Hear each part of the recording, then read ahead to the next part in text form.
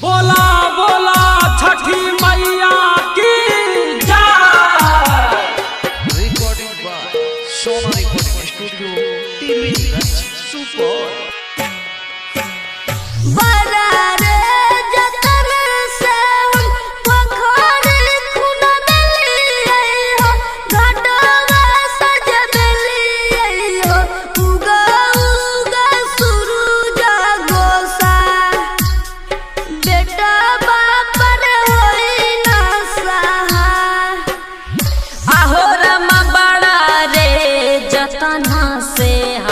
पोखरी खुनवलियै हो घाट सजवलियै हो उगा उगा सूरज गोसाई बेटावा पर होई ना सहाय मैया खड़ा छिया पनिया में आए।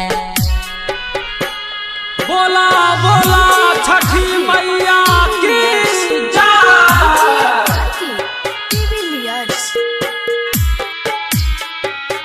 Recording by Sona recording studio Tiviganj Supaul.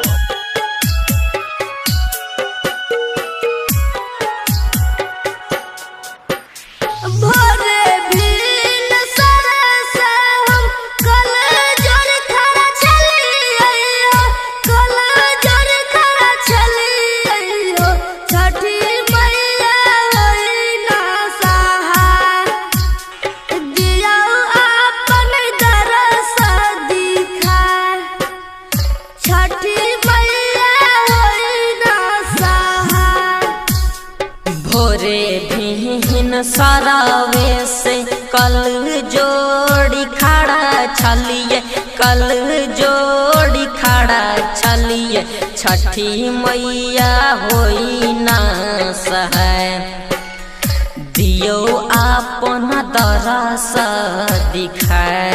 बोला बोला छठी मैया की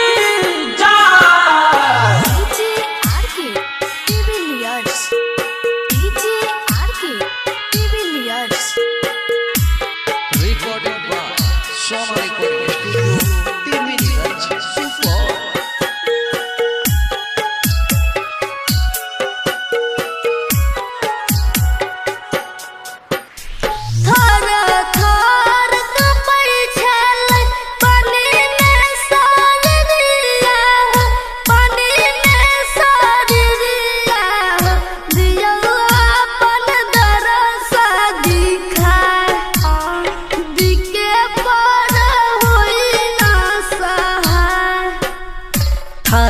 थर काँपै छल पानी में शरीरिया हो पानी में शरीरिया हो दियो आपन दरस दिखाए सत्यम पर होई ना सहाय के पर होई ना सहाय बिके पर होई ना सहाय। Recording by Sona recording studio टीवीगंज।